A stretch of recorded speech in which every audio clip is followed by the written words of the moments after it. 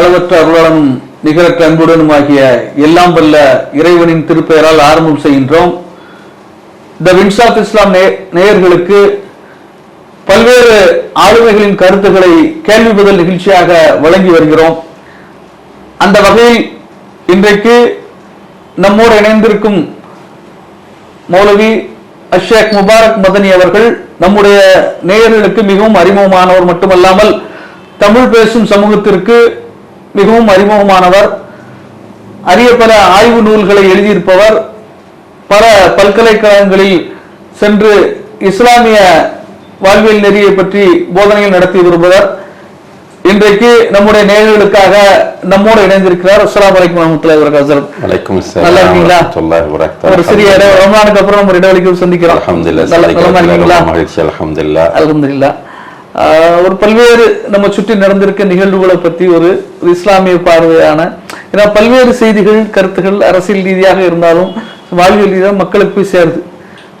அது சிலர் இஸ்லாமிய போர்வையிலும் சில பேர் சொல்றாங்க வைக்கிறாங்க. ஆனால் உண்மையிலேயே நமக்கு ஹக்கு போய் கொண்டு போய் சேர்க்க வேண்டிய கடமை நமக்கு இருக்கு. இப்போ நம்ம அந்த அடிப்படையில் இப்போ நம்ம இஸ்லாமிய, உங்களுக்கு தெரியும் இஸ்லாமிய ஃபோபியாங்கிறது எல்லா இடத்துலையும் கட்டமைக்கப்பட்டிருக்கு.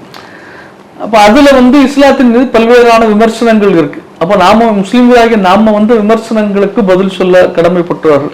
உண்மையிலேயே அந்த விமர்சனங்கள் நம்மிடம் இருக்குமானால் அதை மாற்றிக்கொள்வதற்கும் நாம் தயாரா இருக்க வேண்டும். அப்படித்தானே? அதுதான் ஒரு சரியான ஒரு இதா இருக்கும். அந்த அடிப்படையில நம்ம மற்ற வாழ்வியல் முறைகள், மற்ற சமூகத்தை பின்பற்றக்கூடிய மக்களிடம் இருக்கக்கூடிய அந்த சகிப்புத்தன்மை மற்றும் ஒரு சீர்திருத்தங்களை, ரிஃபார்ம்ஸ், அதை ஏத்துக்கிற ஒரு மனப்பாங்கு, காலத்துக்கு ஏற்ற ரிஃபார்ம்ஸ் ஏத்துக்கிற மனப்பாங்கு, இதெல்லாம் இந்த சகிப்பு, டாலரன்ஸ் அண்ட் அந்த ரிஃபார்ம் அக்செப்ட் பண்ணிக்கிற அந்த மென்டாலிட்டி, இது ரெண்டும் இஸ்லாமிய சமூகத்துல மிக குறைவு அப்படிங்கிற ஒரு பரவலான ஒரு விமர்சனம் அல்லது குற்றச்சாட்டு இஸ்லாமியர்கள் மீது நமக்கு மேல வைக்கப்படுது. இதை பத்தி உங்களுடைய கருத்து, உங்களுடைய நிலைப்பாடு என்ன?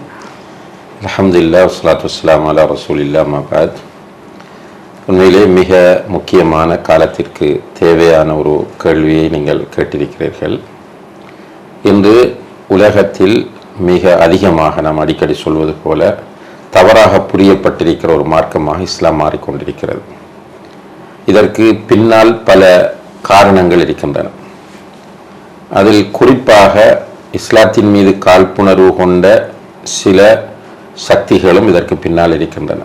அதே நேரத்தில் முஸ்லீம்களும் இதற்கு மிக முக்கியமான ஒரு காரணமாக இருக்கிறார்கள். ஏனென்றால் இப்போ நீங்கள் கேட்ட இந்த சகிப்புத்தன்மை, அதுபோல நம்மை சீர்திருத்திக் கொள்ளுதல் என்கிற இந்த விஷயங்களை பொறுத்தவரையில் அல் குர்ஆனும் நபிகள் நாயகம் ஸல்லல்லாஹு அலைஹி வஸல்லம் அவர்களுடைய வாழ்வியலும் சகிப்புத்தன்மையை மிக கடுமையாக வலியுறுத்துவதை நாம் பார்க்கலாம். எந்த அளவுக்கு என்றால், இஸ்லாம் சொல்லுகிறது அல்லாஹ்விடத்தில் அங்கீகரிக்கப்பட்ட மார்க்கம் இஸ்லாம் தான் என்று. இஸ்லாம் அல்லாத வேறொரு மார்க்கத்தை பின்பற்றினால் அவர் வழிகட்டு போவார் என்று அல் குர்ஆன் சொல்லுகிறது. அதே நேரத்தில் மாற்று மதத்தவர்களோடு, முஸ்லிம் அல்லாதவர்களோடு எப்படி நடக்க வேண்டும் என்பதற்கான அழகிய வழிகாட்டல்கள் குர்ஆனிலே தரப்பட்டிருக்கின்றன. குறிப்பாக இஸ்லாத்தின் அடிப்படை கோட்பாடு தௌஹீத் என்பது, அதாவது அல்லாஹ் மட்டும்தான் வணங்கி வழிபட தகுதியானவன் என்பது இஸ்லாத்தின் அடிப்படையான கோட்பாடு. இதுதான் லா இலாஹ இல்லல்லாஹ் என்கிற கலிமாவினுடைய தத்துவமும் இதுதான். அப்ப அல்லாஹுவை தவிர வணங்குவதற்கு தகுதியான ஒரு யாரும் கிடையாது என்று. ஆனால் அதே நேரத்தில் நூஹ் அலைஹிஸ்ஸலாம் அவர்களுடைய காலத்தில் இருந்து, அப்போ பல்லாயிரம் வருடங்களுக்கு முன்னால் இருந்து அல்லாஹ் அல்லாமல் வணங்கப்படக்கூடிய கடவுள்கள் மக்களால் உருவாக்கப்பட்டிருக்கின்றன. நபிகள் நாயகம் ஸல்லல்லாஹு அலைஹி வஸல்லம் அவர்கள் தூதராக வருகிற போதும் மக்காவிலே நிறைய அல்லாஹ் அல்லாதவர்கள் வணங்கப்பட்டு கொண்டிருந்தார்கள். குறிப்பாக சொல்வதாக இருந்தால் காபத்துல்லாவிலேயே 300க்கும் மேற்பட்ட சிலைகள் இருந்தன. இந்த நேரத்தில் அல்லாஹ் சொல்லுகிற வழிகாட்டலை பாருங்கள். வலா தசுப்புல்லதீன யதுஊன மின் தூனில்லாஹ், அல்லாஹ் அல்லாமல் வேறு சில தெய்வங்களை, கடவுளர்களை, சிலைகளை மக்கள் வணங்குகிறார்கள். அந்த கடவுளர்களையோ அந்த சிலைகளையோ நீங்கள் திட்ட வேண்டாம். சுப்ஹானல்லாஹ், எவ்வளவு ஒரு அருமையான வழிகாட்டலை அல்லாஹ் தருகிறார். அவர்கள் இன்னும் ஒரு சந்தர்ப்பத்தில் சொல்கிறான், லக்கும் தீனுக்கும் வலிய தீன், உங்களுடைய மார்க்கம் உங்களுக்கு, என்னுடைய மார்க்கம் எனக்கு என்று சொல்லுங்கள். நீங்கள் போய் அவர்களோடு இந்த விஷயத்தில் அவர்களை கேவலமாக விமர்சிப்பது, அவர்களோடு இந்த விஷயத்தில் தரக்குறைவாக நடந்து கொள்வது என்பதெல்லாம் கூடாது என்பதை குர்ஆன் சொல்கிறது. அதற்கேற்ற முறையில் தான் நபிகள் நாயகம் ஸல்லல்லாஹு அலைஹி வஸல்லம் அவர்களும் இருந்தார்கள். சஹாபாக்களிடத்தில் சகிப்புத்தன்மையை கடுமையாக வலியுறுத்துகிறார். ஒரு சந்தர்ப்பத்தில் சொன்னார்கள், லைஸ ஷதீது பிஸ்ஸுர்ஆ, எதிரியை அடித்து வீழ்த்துகிறவன் வீரன் அல்ல. இன்னம ஷதீத் அல்லது யம்லிகு நஃப்ஸஹு இந்தல் கதப், கோபம் வருகிற போது தன்னை கண்ட்ரோல் பண்ணுகிறவன், தன்னுடைய மனதை அடக்கிக் கொள்கிறவன் தான் வீரன் என்று சொன்னார்கள். அப்ப அவர்கள் உருவாக்கிய அந்த சமுதாயம் சகிப்புத்தன்மையோடு தான் இருந்தது. சகிப்புத்தன்மை என்பதை பிழையாகவும் எடுக்கக்கூடாது. உதாரணமாக, நீங்கள் எனக்கு அடித்துக் கொண்டே இருக்கிறீர்கள், அப்ப நீங்கள் எனக்கு அடித்துக்கொண்டு என்னை டார்ச்சர் பண்ணி கொண்டே இருந்தால் நானும் அதை ஏற்றுக்கொண்டே இருக்க வேண்டும் என்பது சகிப்புத்தன்மை அல்ல. அது எந்த ஒரு அகராதியிலும் அப்படி ஒரு அர்த்தம் கிடையாது. இப்ப நம்முடைய நாடுகளில் இருக்கிற சட்டங்கள் கூட என்னை ஒருவர் தாக்க வரும்போது நான் எதிர்த்து நிற்பது என்பது எனக்கு உரிமை என்று சொல்கிறேன். Self defence. அப்ப அந்த செல்ஃப் டிஃபென்ஸ் வேறு, நாம் தானாக போய் இன்னும் ஒருவரை சேர்ந்து அவர்களை வம்புக்கு இழுப்பது என்பது வேறு. இஸ்லாம் அதை விரும்பவே இல்லை. ஒரு நபித்தோழரை பார்த்து நபிகள் நாயகம் ஸல்லல்லாஹு அலைஹி வஸல்லம் அவர்கள் சொல்கிறார்கள், உன்னிடத்தில் 2 நல்ல பண்புகள் இருக்கின்றன, அந்த 2ஐயும் பார்த்து அல்லாஹ் உன்னை நேசிக்கிறான். சுப்ஹானல்லாஹ். ஒன்று அல் ஹுலும், இன்னும் ஒன்று அல் அனாத். ஹுலும் என்று சொன்னால் சகிப்புத்தன்மை,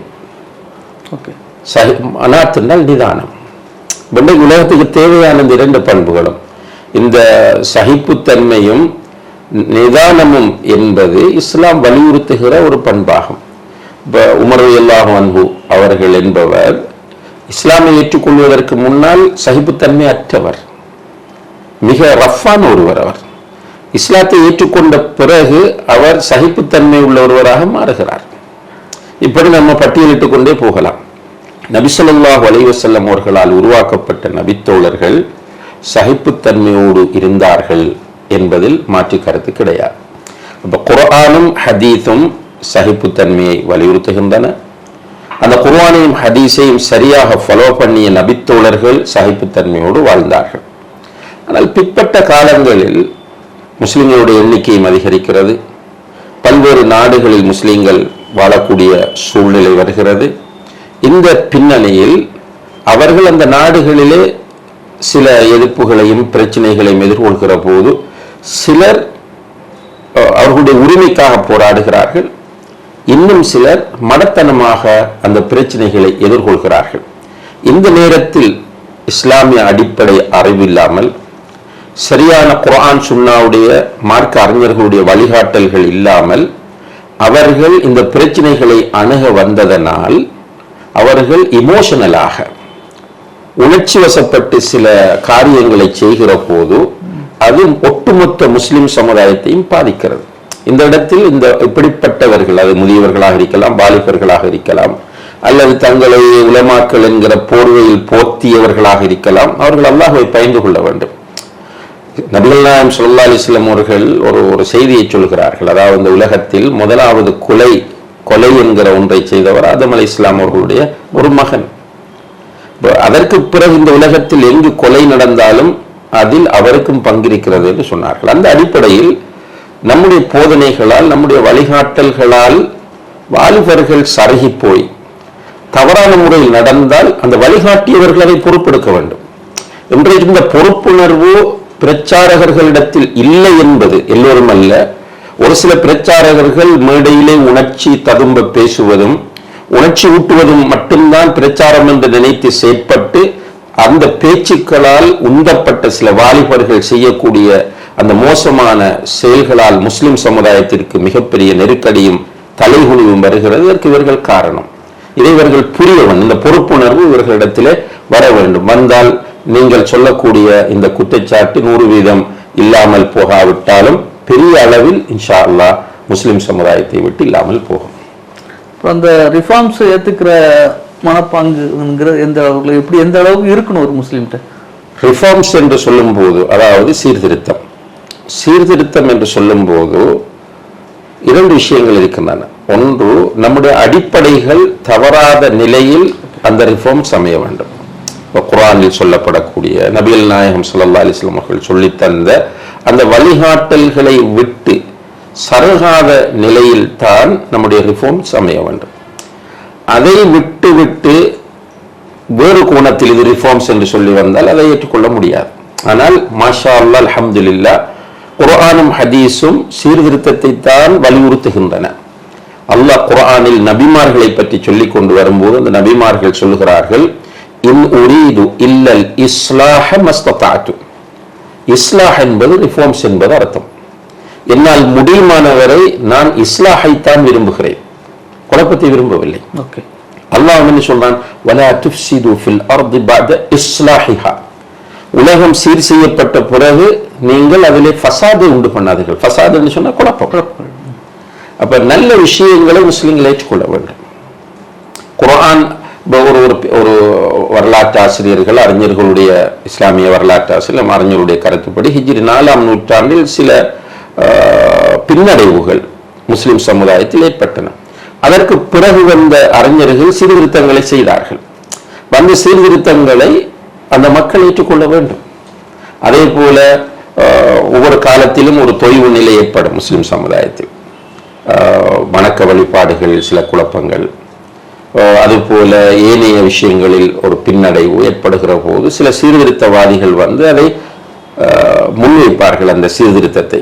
அப்போது சமூகத்தில் உள்ளவர்கள் அதை ஏற்றுக்கொள்வார்கள். அந்த அடிப்படையில் இன்றைய காலத்திலும் குர்ஆன் சுன்னாவினுடைய நிழலில் முன்வைக்கப்படக்கூடிய சீர்திருத்தங்களை கண்டிப்பாக முஸ்லிம்கள் ஏற்றுக்கொள்ள வேண்டும்.